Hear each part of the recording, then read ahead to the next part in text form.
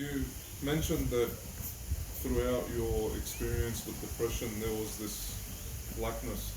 Would you agree with the statement that depression puts you in a state where you feel that the depression itself has no bounds, and because of that, you feel that there's no way out? And because of that, how did someone, how did someone like yourself sit there in the hospital bed and say, I'm going to set a goal? Was it a divine intervention? Look, this point about the black hole is very real and it's very scary. I think it's the most fearful part of the depression episode or event. Because when you're in that zone, I can only speak about myself. When I was in that zone, and I was in that zone when I was 15, and again when I was 30. I didn't come to that zone when I was 21 or 25. My life was buckled and debilitated by those depressions, but I didn't have that extra element of being tempted towards suicide. It was when I was 15 and 30. And I do remember, and very clearly remember, what it was like. I can describe it as follows. You feel like you're in a black hole and everything's black. You look forward, you look left, you look right, you look up, you look down, you look behind you, everything's black. Meaning, you feel like you're in a hole. Everything is ruined. There's no way out. There's no purpose. You're trapped. It's come to an end. Everything is in rubble. There's only one solution. There's no solution to this black hole you're in except one, and that's suicide. That's the temptation. Okay?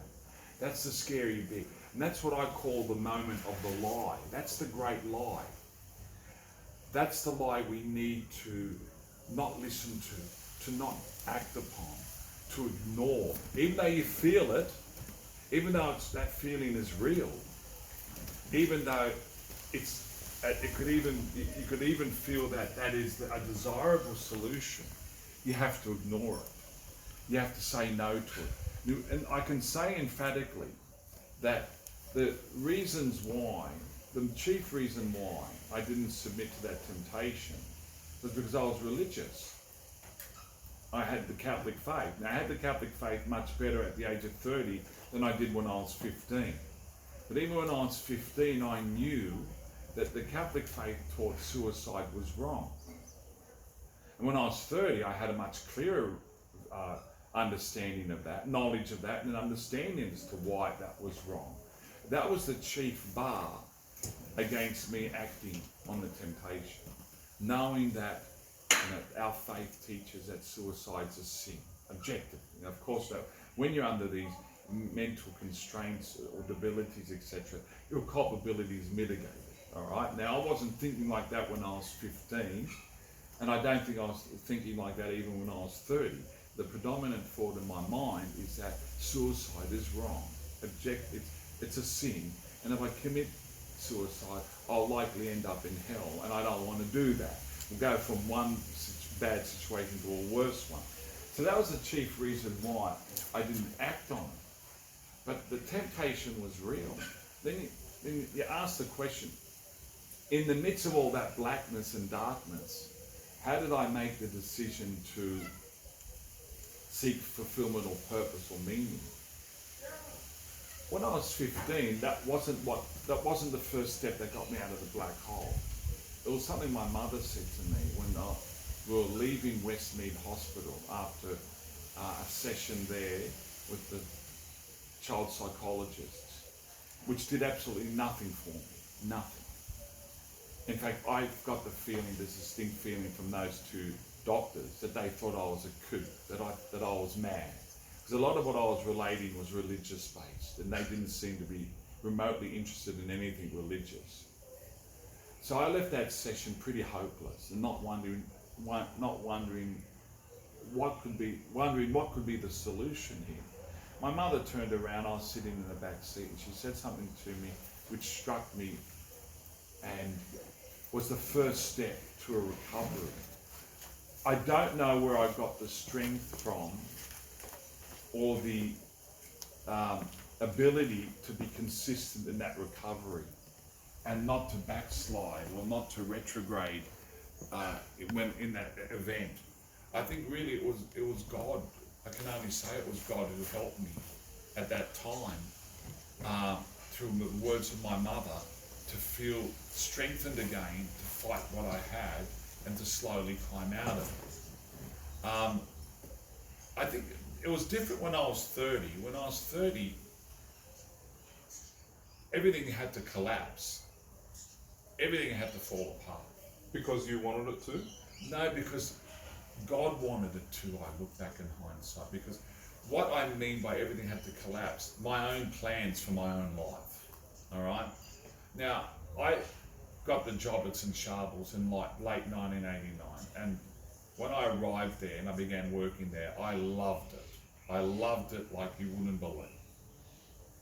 And I was there in 1990, 91, and I was on fire for the job. Things began to change in early 92. That's when the thoughts of priestly life, religious life, leaving St. Sharbles began. Now, at the time I didn't realise this was more my will than God's will.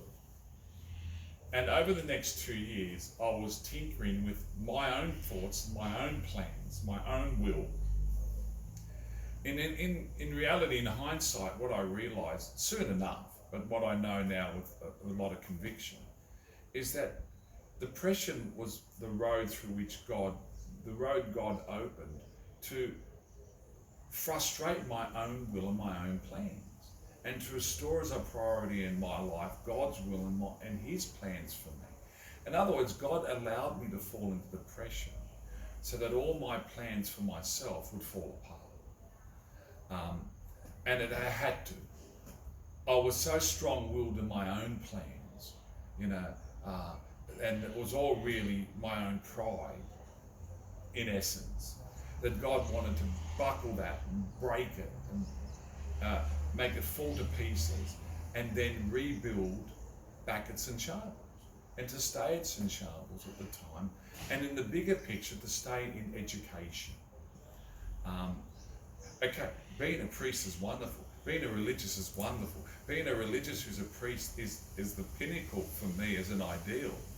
But it's just simply, it was that this was not meant for me. As much as I desired it and loved the idea, it's not what God wanted for me. And so God allowed this vulnerability that I had to overtake me, to buckle my own plans for myself, so that I would go back to St. Sharbles and from there rebuild. I do remember, I felt like that my whole world had collapsed, and it was true, and it needed to collapse. And my first steps out of that collapse was just to go back to St. Sharbles. So my first moments leaving the hospital related going back to St. Sharbles. I'd go to Mass at 6 p.m. at St. Sharbles. I'd leave Ashfield. They gave me permission to leave the church. Drive to St. Sharbles at night.